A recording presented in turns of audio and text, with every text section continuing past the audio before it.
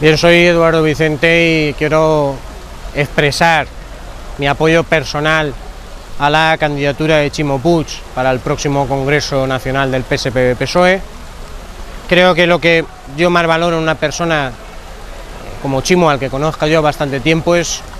su propia autonomía a la hora de afrontar este proceso,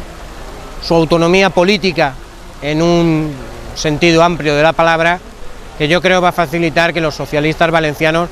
con independencia de poderes económicos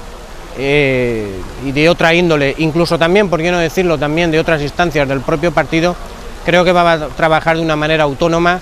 para que los socialistas valencianos estemos más cerca de los ciudadanos, seamos un referente claro y que efectivamente por parte del Partido Popular no se apropie a este territorio y a su gente. Y en eso yo creo que Ximo Puig reúne esa cualidad importante, que es su autonomía personal y autonomía política en todos los sentidos, tanto dentro como fuera del partido. Yo creo que eso es una cualidad que yo valoro de una manera importante en él